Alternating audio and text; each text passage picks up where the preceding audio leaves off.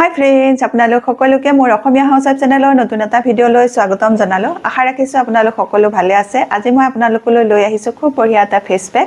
যেটো ফেস পেকত দুটা স্টেপ থাকিব। দুইটা স্টেপ যদি আপোনালোকে কৰে তেতিয়া হলে আপোনালোকৰ স্কিনখন এই গৰমৰ দিনত ঠাণ্ডা কৰি ৰাখিব পাৰিব আৰু আপোনালোকৰ স্কিনখনত যদি সানবাৰ্ন হৈছে, কলা দাগ পৰিবলৈ ধৰিছে, সেই দাগসমূহ নাইকিয়া হ'ব, সানবাৰ্ন নাইকিয়া হ'ব, স্কিনখন যদি জ্বলা পৰা কৰে গৰমত, সেই যদি ফেস পেকটো লগাই দিয়ে তেতিয়া হলে জ্বলা পোৰাও দূৰ হ'ব আৰু আপোনালোকৰ স্কিনখনত যদি উজ্জ্বলতা একেবাৰে নোহোৱা হৈছে আপোনালোকৰ স্কিনখনৰ উজ্জ্বলতা পুনৰ ঘূৰি আহিব। বয়স বাঢ়ি অহাৰ লগে লগে আমাৰ স্কিনত কলা দাগ পৰিবলৈ ধৰে, স্কিনখন উলমিবলৈ ধৰে, স্কিনখনত বলি ৰেখা আহিবলৈ ধৰে।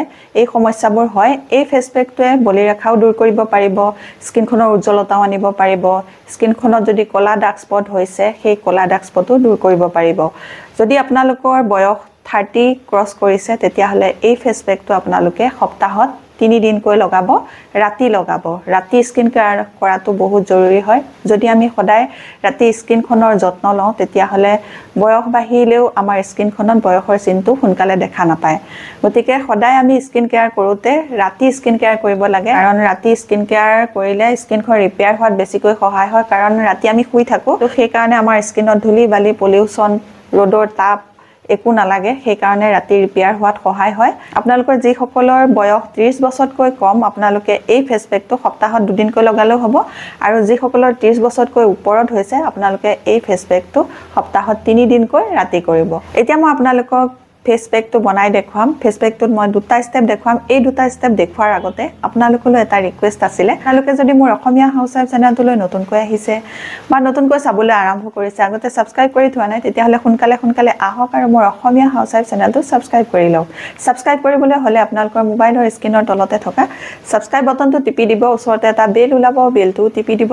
তেতিয়া মোৰ আহিবলগীয়া সকলোবোৰ ভিডিঅ' নটিফিকেশন আপোনালোকলৈ যাব আৰু আপোনালোকে বঢ়িয়াকৈ ভিডিঅ'সমূহ চাই থাকিবলৈ পাব। আহক এই ফেস পেকটো বনাবলৈ কি কি বস্তু লাগিব, কেনেকৈ বনাব লাগিব, কেনেকৈ লগাব লাগিব চাওঁ বলক।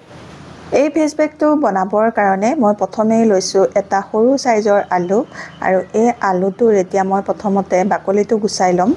আজি মই যেটো ফেস পেক বনাম সেই ফেস পেকটোৰ কাৰণে বেছি আলু নালাগে, সৰু আলু লাগিব। আৰু এই আলুটো সম্পূৰ্ণকৈ নালাগে, গোটেইটো আলু প্ৰয়োজন নহয়, অকণমান প্ৰয়োজন হ'ব। এতিয়া মই আলুটো এয়া ধুই আনিলো। ধুই অনাৰ পাছত মই আলুটো এইখিনিতে টুকুৰাকৈ কাটি লৈছো, আৰু এই টুকুৰাটো মোক লাগিব এটা স্টেপ কৰিবলৈ, আৰু আনটো টুকুৰা এইটো লাগিব আন এটা স্টেপ কৰিবলৈ। মই দুটা স্টেপত আজি আপোনালোকক এই ফেস পেকটো বনাই দেখুৱাম। এতিয়া মই এখন পিহনাত এটা টুকুৰা আলু এনেকৈ পিহি লৈছো। আলুৱে আমাৰ স্কিনৰ কলা দাগ দূৰ কৰিবলৈ সহায় কৰে, স্কিনখন বগা কৰিবলৈ সহায় কৰে, স্কিনৰ সানবাৰ্ন দূৰ কৰিবলৈ সহায় কৰে। আৰু এই টুকুৰাটো এতিয়া মই আমাক নালাগে, অকণমান হ'লে হ'ব। মই অকণমান এয়া আলু পিহি ললো। ইয়াৰ পাছত আমাক লাগিব তিয়হ। তিয়হটো মই অকণমান ল'ম, বেছি নালাগে, অকণমান হ'লে হৈ যাব। এই টুকুৰা মই এতিয়া পিহনাখনতে আকৌ পিহি লৈছো। আপোনালোকেও এনেকৈ তিয়হ টুকুৰা বাকলি নুগুচাকৈ পিহি ল'ব পাৰিব, খালি ভালকৈ ধুই ল'লে হ'ল। এতিয়া মই তিয়হৰ ৰসটো এয়া এচামুচৰ জোখাৰে উলিয়াই লৈছো, বেছি নালাগে, এচামুচৰ জোখাৰে ৰস ল'লেই হ'ব দুইবিধৰ পৰা। এতিয়া মই এয়া আলু ৰসো এচামুচৰ জোখাৰে তিয়হৰ লগতে মিক্স কৰি লৈছো। এতিয়া এই তিয়হৰ ৰস আৰু আলু ৰসৰ লগত আৰু এবিধ বস্তু মিক্স কৰিবলৈ আছে। তাৰ আগতে এই আলু টুকুৰাই মই আপোনালোকক আন এটা স্টেপ কৰি দেখুৱাম। তাৰ পাছত আপোনালোকক মই এই তিয়হৰ ৰসৰ লগত আৰু এটা বস্তু মিক্স কৰি ফেস পেক বনাই দেখুৱাম। এতিয়া মই আপোনালোকক দেখুৱালো তিয়হ আৰু আলু ৰসটো মিক্স কৰি পেলাই মই এয়া আনিলো, আৰু এই তিয়হৰ আৰু আলু ৰসৰ লগত আৰু এবিধ বস্তু মিক্স কৰিব লাগিব। ইয়াৰ ৰসটো মই কমাই লৈছো, কাৰণ মই এবাৰ লগাবৰ জোখাৰে বনাইছো, আৰু গৰমৰ দিনত ফ্ৰেছ বনাব লাগে, ফ্ৰেছ লগাব লাগে, থৈ দিলে বেয়া হৈ যায়। এনেকৈ আপোনালোকে ৰসটো উলিয়াই থৈ নিদিব, বনাব লগালগ আপোনালোকে স্কিনত লগাব। এতিয়া ইয়াৰ লগত মই কি বস্তু মিক্স কৰি স্কিনত লগাম সেইটো মই পিছত দেখুৱাম। তাৰ আগতে মই ফাৰ্ষ্ট ষ্টেপটো আপোনালোকক দেখুৱাই লওঁ। মই টুকুৰা আলু কাটি থৈছিলো, আপোনালোকক দেখুৱাইছিলো। সেই আলু টুকুৰা এতিয়া কেনেকৈ কি কৰিব লাগে সেইটো দেখুৱাই আছো। এতিয়া মই এয়া কাটি থোৱা আলু টুকুৰা লৈছো, আৰু অকণমান এই চুৰিখনেৰে এনেকৈ খুচি দিম, যাতে আলুৰ ৰসটো বাহিৰলৈ ওলাই আহে।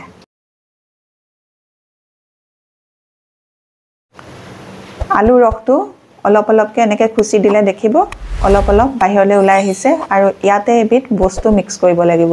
এতিয়া মই আনিছো এটা কফি, আৰু এই কফিৰ পৰা অকণমান মই কফি ল'ম।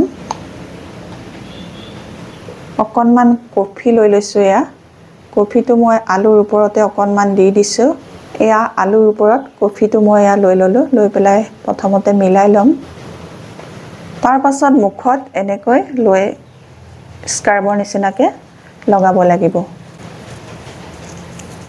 এনেকৈ প্ৰথমতে লগাই ল'ব আপোনালোকে লগাই লোৱাৰ পাছত আলু টুকুৰা এনেকৈ সাৰ্কুল মোচনত ঘূৰাই ঘূৰাই ঘূৰাই ঘূৰাই আপোনালোকে মুখখন 2 পৰা 3 মিনিট মাসাজ কৰিব এনেকৈ যদি আপোনালোকে আলুৰ লগত কফি মিলাই মাসাজ কৰে তেতিয়া হলে স্কিনত লাগি থকা ধূলিবালি পলিউশনবোৰটো দূৰ হ'বই আৰু লগতে স্কিনত থকা যিবোৰ মিত ছাল ফুকাই যোৱা ছাল সেই ছালবোৰ এৰাই যাব তাৰ পাছত আপোনালোকে দেখিব আপোনালোকৰ স্কিনখনৰ উজ্জ্বলতা বাঢ়িব কফি আমাৰ স্কিনৰ কাৰণে বহুত ভাল হয় কফি আমাৰ স্কিনৰ উজ্জ্বলতা আনিবলৈ বহুত বেছিকৈ সহায় কৰে আলুৱে আমাৰ স্কিনৰ কলা দাগ স্পট দূৰ কৰাত সহায় কৰে চকুৰ গুৰিত যদি আপোনালোকৰ ডাৰ্ক সাৰ্কুল আছে তেতিয়া হলে চকুৰ গুৰিটো ধুনীয়াকৈ এনেকৈ সাৰ্কুল কৰি কৰি অকণমান ঘঁহি দিব যাতে সেই ডাৰ্ক সাৰ্কুল যোৱাত সহায় হয়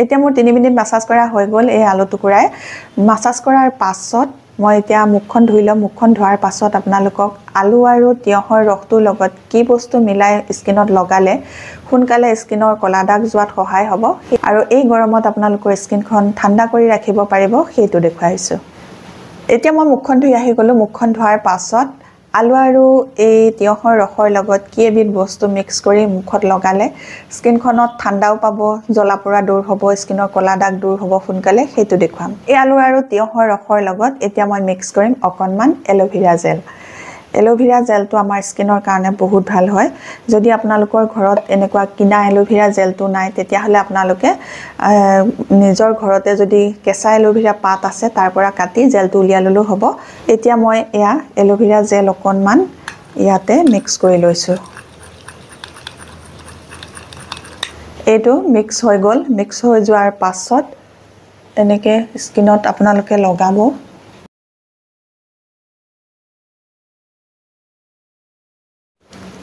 আপোনালোকৰ যদি চকুৰ গুৰি কাৰোবাৰ কলা আছে চকুৰ গুৰিত খুব ধুনীয়াকৈ এটা পলেপ লগাই দিব আৰু যদি উঠ কলা পৰিছে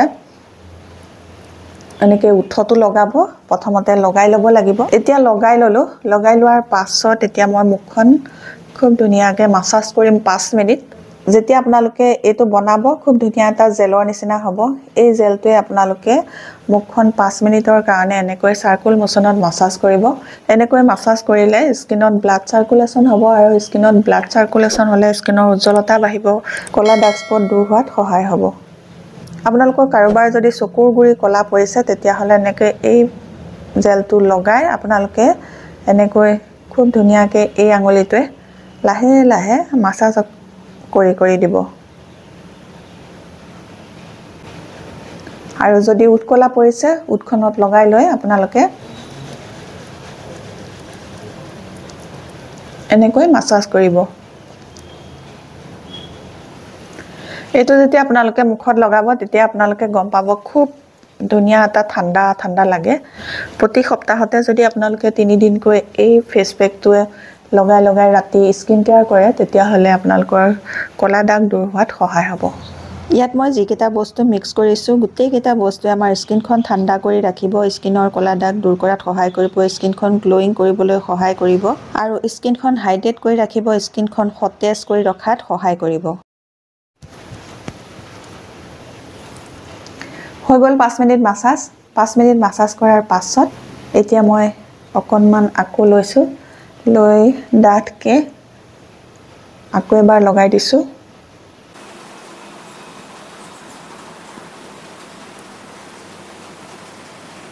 এতিয়া মই এখিনি আধা ঘণ্টালে মুখত এনেকৈ লাগি থাকিবলৈ দিম আধা ঘণ্টাৰ পাছত মই মুখখন ঠাণ্ডা পানীৰে ধুই দিম ধুই দিয়াৰ পাছত যেটো ময়শ্চাৰাইজাৰ আপোনালোকে ঘৰত লগাই সেইটো লগাব আৰু ময়শ্চাৰাইজাৰ লগোৱাৰ 15 মিনিট পাছত আপোনালোকে সানস্ক্ৰিন নলগোৱাকৈ নাথাকিব কাৰণ গৰমৰ দিনত যেটো পখৰ ৰ'দ সেই পখৰ ৰ'দত সানৰ পৰা অহা যেটো ইউভিবি কিৰণ সেইটোৱে স্কিনখনৰ বহুত ক্ষতি কৰে এই ক্ষতি কৰাৰ পৰা হাৰি থাকিবলৈ হলে আপোনালোকে সানস্ক্ৰিন লগাই থাকিব লাগিব স্কিনত যদি সানস্ক্ৰিন লগাই থাকে তেতিয়া হলে সূৰ্যৰ পৰা অহা এই কিৰণটোৱে আপোনালোকৰ স্কিনখন বেছি ড্যামেজ কৰিব নোৱাৰে সেই কাৰণে 4 ঘণ্টাৰ মূৰে মূৰে সানস্ক্ৰিন লগাই থাকিব লাগে আৰু সানস্ক্ৰিনটো এই গৰমৰ দিনত আপোনালোকে SPF 50 PA টিবুল প্লাস এনেকুৱা ধৰণৰ সানস্ক্ৰিন লগাব তাতকৈ যদি কমৰ সানস্ক্ৰিন লগাই তেতিয়া হলে স্কিনখনত বেছি সময়ৰ কাৰণে কামত নিদিব যদি আপোনালোকে SPF 50 PA টিবুল প্লাস থকা সানস্ক্রিন লগাই তেতিয়া হলে 3 পৰা 4 ঘণ্টা লৈ আপোনালোকৰ স্কিনখন প্ৰটেক্ট কৰি ৰাখিব পাৰিব